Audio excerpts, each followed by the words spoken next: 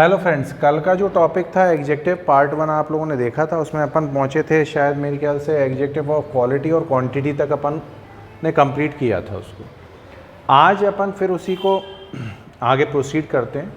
उसमें हम आज पढ़ रहे हैं यहाँ पे executive of numbers, executive of number या न्यूमरल एग्जेक्टिव, ठीक है ना। इसमें जैसे कि नाम से अपने को समझ आता है कि इसमें कहीं ना कहीं नंबर्स की बात की जाएगी, ठीक है ना। जब नंबर्स की बात की जाए, जैसे अपन ने क्वांटिटी में जब अपन ने बात करी थी तो उसमें एक अपन ने क्वेश्चन फ्रेम करा था हाउ मच। तो जब नंबर की बात करेंगे तो ऑब्वियसली वहाँ पे क्वेश्चन जो हमारा बनेगा वो हाउ मैनी से बनेगा, ताकि हम आइडेंटिफाई कर सकें कि ये इसमें आ रहा है कि नहीं आ रहा है एग्जेक्टिव ऑफ नंबर्स में, ठीक है ना। तो यहाँ पर जैसे मैंने लिखा है he has 5 the hand has 5 fingers, Sunday is the first day, ठीक है ना। तो यहाँ पे देखो दोनों में कुछ अंतर महसूस हुआ हमको। ये तो समझ आ गया कि भाई इसमें नंबर का 5 आया तो नंबर है, फर्स्ट आया तो नंबर है, तो हमको ये तो समझ आ गया कि भाई एग्जेक्टिव ऑफ नंबर्स की बात कर रहे हैं। लेकिन 5 और फर्स्ट में क्या अंतर है उसको ज़रा थोड़ा सा समझ लेना। नीचे आते हैं, जब इनकी काइंड्स की बात करते हैं तो हम डेफिनेट न्यूमरल एग्जेक्टिव की बात करें पहले तो डेफिनेट है, फिर इनडेफिनेट है, फिर डिस्ट्रीब्यूटिव है। तो पहले डेफिनेट को समझते हैं। तो डेफिनेट की जब बात करेंगे, यहाँ पे ये जो चीज़ थी आपके सामने, इसको क्लियर कर रहा हूँ। तो डेफिनेट में 2 प्रकार के आते हैं नंबर ऑफ एग्जेक्टिव, कार्डिनल और ऑर्डिनल। 1 2 3 4 ये कार्डिनल में जाते हैं, फर्स्ट सेकेंड थर्ड फोर्थ ये ऑर्डिनल में जाते हैं। फिर से दोबारा रिपीट कर रहा हूँ, ध्यान दीजिएगा। यहाँ पे 5 और फर्स्ट का डिफरेंस बता रहा हूँ मैं आपको नीचे। जब डेफिनेट न्यूमेरिकल एब्जेक्टिव पढ़ते हैं अपन तो उसमें कार्डिनल और ऑर्डिनल 2 प्रकार के नंबर आते हैं। कार्डिनल में आते हैं 1 2 3 4 की सीरीज़, और ऑर्डिनल में आते हैं फर्स्ट सेकेंड थर्ड फोर्थ, ठीक है ना। फिर इनडेफिनेट नंबर न्यूमेरिकल एग्जेक्टिव जो रहते हैं उसमें ये नॉट डिनोट एग्जैक्ट नंबर, इसमें हमको एग्जैक्ट 4 हैं 5 हैं ऐसा एग्जैक्ट नंबर हमको नहीं बताते। अब इसमें कौन से वर्ड्स आते हैं वो देख लीजिए, all, no, many, few, some, any. फिर से रिपीट कर दे रहा हूँ, indefinite numeral adjective not denotes exact number, ठीक है ना। ऑन द फिंगर्स, ठीक, you can not count them because the word used in them are all, no,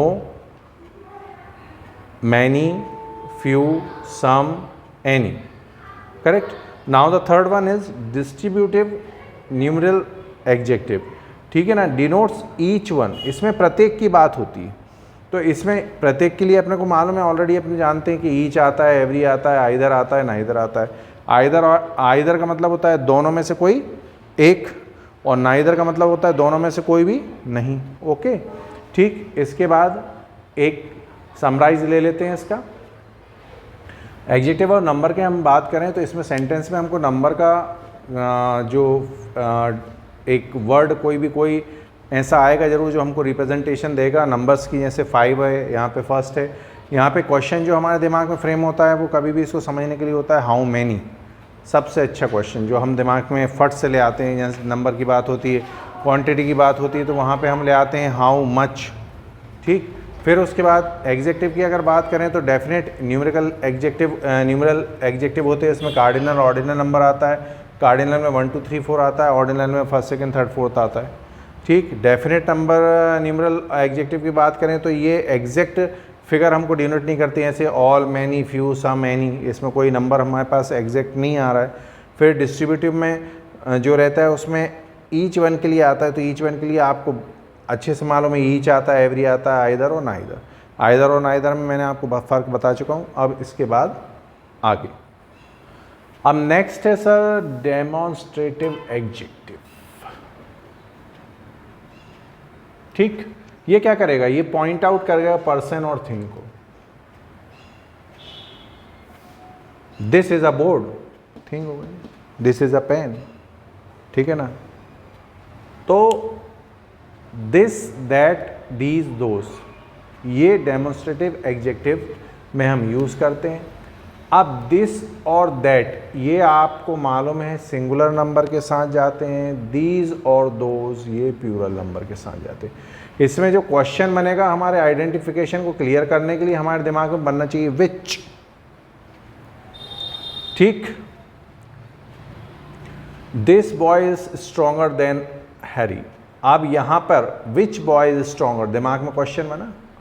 these mangoes are very sweet, which mangoes are very sweet, ये question बन गया। तो कहने का मतलब ये है कि डेमोन्स्ट्रेटिव एडजेक्टिव जो रहते हैं वो पर्सन को या थिंग को पॉइंट आउट करेंगे। दिस, दैट, दीज, दोस ये डेमोन्स्ट्रेटिव एडजेक्टिव्स में आते हैं, सिंगुलर और प्लूरल फॉर्म में यूज़ करे जाते हैं। This, that singular, these, those plural. अब फिर इसके बाद आता है इंटेरोगेटिव एडजेक्टिव। ठीक, क्वेश्चन वर्ड जितने भी हैं वो सब इसमें आ जाएंगे, जैसे वॉट, डब्ल्यू से चालू होने वाले, वॉट, विच, व्हेन, हुज, ठीक है ना। और ये काय के साथ यूज़ होंगे, नाउन के साथ, ठीक है ना। जैसे यहाँ पे मैंने दिए दो example, whose book is this, किसकी किताब है। अब इसमें तो क्वेश्चन फ्रेम करना ही नहीं ना, क्योंकि ऑलरेडी क्वेश्चन वर्ड आपको सबसे फर्स्ट में दिया हुआ, व्हेन विल दे गो, कब जाएंगे वो। तो ये ऑलरेडी वैसे भी इंटेरोगेटिव है, प्रश्नवाचक विशेषण है, तो ये तो आपको वैसे भी अपने आप में प्रश्न के लिए खुद ही वर्ड दे रहा है, जैसे अपन हर एक में वर्ड निकाल लेते हैं अपने खुद के लिए, ठीक है ना। तो ऐसे ही होते हैं। अब इसको दोबारा देख लेंगे, डेमोन्स्ट्रेटिव में आपको बता ही चुका हूँ, दिस, दैट, दीज, दोस। ठीक, इसमें पर्सन और थिंग को पॉइंट आउट करते हैं। इंट्रोगेटिव एडजेक्टिव जो रहते हैं वो उसमें डब्ल्यू से चालू होने वाले जितने भी क्वेश्चन वर्ड है वो आते हैं और यूज विद नाउन, नाउन के साथ प्रयोग किए जाते हैं इनका। हुज से एक एग्जाम्पल है, एक व्हेन से एग्जाम्पल है। ठीक, चलिए अब आगे चलिए मित्रों, अब इसमें एम्फसाइजिंग एडजेक्टिव में देखेंगे। इसमें